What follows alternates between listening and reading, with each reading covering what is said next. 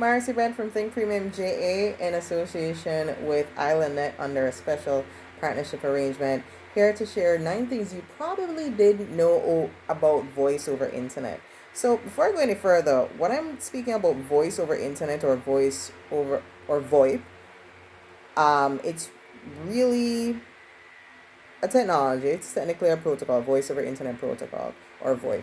It's technically a technology that allows users to make calls using broadband internet connection instead of, let's say, a standard phone line, like your T1 line, that we've all grown up seeing. And this is a quick definition that I got from Investopedia.com. Several things that you probably might not know about voice over internet is one, it's really subject to the internet. Long story short, so if let's say there is a quality of service issues with the internet in terms of there being high latency, for instance, you are having fluctuation, like let's say it's jittering, or the network signal is dropping, things like that, or a case where let's say there's a lot of packet loss, so parts of your messages, for example, so it's broken up into packets, so it can be shared across the internet using the voice over internet protocol. And if there's packet loss, there are parts of the information that's being broken up, or it could just be a case where the connection isn't being shared equally on both sides. So one person might have strong internet connection, the other person might not, and it distorts the call because it's over the internet. It's subject to the internet. So if there's issues, let's say there's high latency on the network, the call is going to be jittery. It's not going to be very clear. You're not going to hear the other person very clearly. Or let's say if the calls are coming in, they sound distorted. The other person on one end can't hear you. Or it could be a case where you're losing bits of the calls. So like you'll say, for example, and this is something I noticed too, like parts of the call will just cut off. So like the person will come back in the middle of the call and you're like, what did you say? And they'll repeat it, and sometimes it cuts it off again, and it's really weird. Yeah, the voice over internet, it's subject to the internet. So if you don't have a reliable internet connection, it's going to affect how much you enjoy your experience with voice over internet protocol, and it may end up making it worse than if you are just stuck with using traditional internet. So if your business is thinking of going the voice over internet route, always ensure that you have redundant and reliable internet connection. And I would recommend that you get redundant internet connection separate from the main one that you're using, because if the one that you're using is currently being overworked or completely used up by the regular applications that you're using, yeah, your calls are going to be terrible. Like, terrible.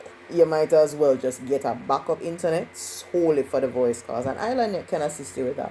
So if that's something that you need, we can totally assist you. And we ensure that our internet connection is up at least 80 to 99% of the time, low latency, zero packet loss, and very responsive customer service as well. And because we're governed by SLA, whatever you sign up for is usually what you get at least 80% of the time, if not 99% of the time, depending on the package that you move forward with us. So hope that helps. Another thing is security concerns.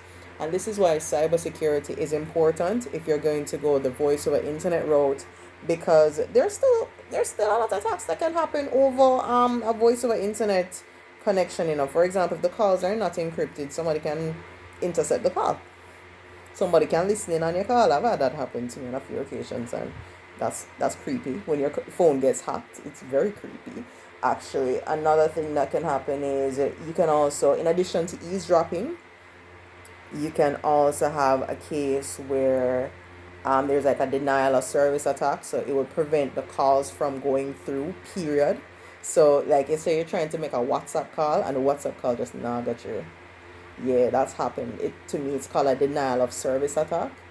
Or even, let's say, somebody rerouting a call or recording a call, all sorts of stuff. So if you don't have something like a secure real-time transport protocol being in place, or even like a cybersecurity team like IslandNet monitoring your internet connection, you can have people inputting like viruses or Trojan horses, etc., on your network that can actually affect calls.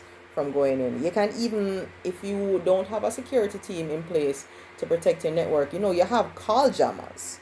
You actually have software and devices called call jammers, and they can, if they're in a particular area, if you don't have somebody monitoring that, it can restrict your ability to make calls, because the call jammer in another location, if it's too close, is going to block your calls from going through. So you really want to have like a security operations team at least in your back pocket to mitigate things like that and bring it to your awareness so you can take additional protocol. Either you need to reach out to the person who has a call blocker to do something, or disable it in a particular area, or put up additional stuff, whatever it is, but at least you know. And if you're a regular user like me, not everybody is going to even know what a call jammer is. So you want to know about things like that. Another thing too is, I want to get the name right. Hold on. Yes, I'm looking on something. Don't judge me. Right? In addition to that, you need specific bandwidth. So if you're going to do voice over internet protocol, you need to have at least 40 megs of reliable internet. 40 megs up and down, reliable internet for the calls to go through without them being distorted, so you can hear the other person clearly, clear volume, clear transmission every time. If not, horrible experience. It's not even worth it. There you try with a 25 megabyte and you're trying to do voice over internet calls. It not gonna prosper. No. No, ma'am. Just aim for something that's at least 40 megs. Best thing I can recommend to you. Another thing too is emergency calls. If you're doing emergency calls, voice over internet, so you can't dial 911 using WhatsApp. Anybody notice that? You can't do 911 calls using WhatsApp? Or you ever tried calling 911 or fire services over Microsoft Teams? You can't really do that. Like, you actually need something that's operating over GSM network, so that you can bounce off the different cell towers. That's why if you're really serious about life, don't throw away your cell phone just yet. Ensure your cell phone's working. Yeah, so you can at least like call the police, call fire patrol, I don't know, call an ambulance or something. So at least you can ping off the different cell towers. Every country is different. But like in Jamaica, for instance, it would need to at least come off a GSM network, whether it's a traditional landline, T1 cables, or like a cell phone or something, but it needs to come off a GSM network for those emergency calls to go through. So just keep like your cell phone. Yeah. Especially like if you have like elderly persons where they might need to, I don't know, call an ambulance or something. I don't know. You want to have that. It's just my recommendation. Security concerns as well. I mean, I don't know if you're familiar with the recent regulation that the Bank of Jamaica would have put on ATMs, but voice over internet has regulations too. I mean, if you're sharing information across a digital space, I mean, yeah, you must expect that there are going to be some regulations. I mean, sheesh, right? So you want to ensure that you at least have a team, like a team like an IslandNet, paying attention to that in the background and ensuring that whatever you're sharing over your network is compliant. You'd want to have people also not only ensuring that any network threats are being mitigated, but if there are any like upgrades that need to be made from a software standpoint that has to be in adherence to these regulations, you don't have to deal with it. The security operations team that handles the internet or handles the voice over internet handles that part. So you don't have to like get involved in all that mess, because especially if you're not in the IT space, you're genuinely just not going to know, and that's okay. Just letting you know. So that's something that you would need to pay attention to. Another thing as well is with voice over internet, you can integrate it with other services. Like, for example, you have IP handsets that allow you to do video conferencing, or you have WhatsApp, or you have Microsoft Teams, or you have Zoom, or you have Google Meets, or Google, it's not Google Hangouts anymore, it's Google Meets, or many other things. I mean, I might be dating myself here, but Skype was a thing back in the day. Or even like look on Facebook video calls, or Facebook voice calls, or Instagram voice calls as well. And Instagram is a little, I wouldn't use Instagram to make calls, but hey, that's just me. People use it. Unfortunately, people use it. Right? So that's something that you want to pay attention to. So you want to ensure you have reliable internet connection. So if you want to integrate like a SIP trunks in like different software, or be able to use like maybe turn your laptop into a phone, so you don't have to have like a physical IP handset. You just have people with a fancy headphones on the desk with their laptop and it looks super sleek and they're making their calls. You can do that, but you need to have like SIP trunks and a whole voice over internet protocol set up for your organization, most likely an IPPBX or at least a cloud based application to orchestrate everything. Of course, if you're going to use like your laptop and turn it into like a phone, you need to have a cloud based application, whether it's Microsoft Teams or whatever it is. So that's something to bear in mind. Another thing to note as well is, with voice over internet, you can integrate it with so many other services. And I don't know if you've heard of the Internet of Things, where it's literally different devices, different groups of devices, being able to be operated over the internet. So it's not just the internet for information, it's the Internet of Things. I'm sure there's a textbook definition here. Let me see if I can I just want to make sure I'm correct.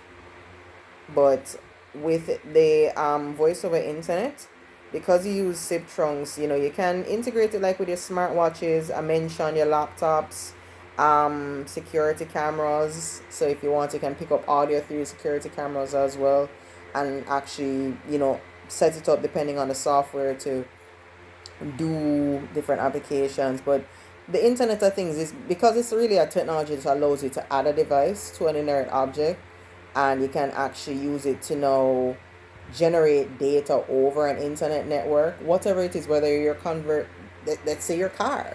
Because you have some cars that allow you to like make phone calls and everything, like because of the setup, whatever it is, you want to bear in mind that because many people are switching to voice over internet, SIP trunks are being used in a wide variety of application and devices. So at least having your company set up to take advantage of that allows you to communicate with customers and your employees and other staff members in a more responsive way.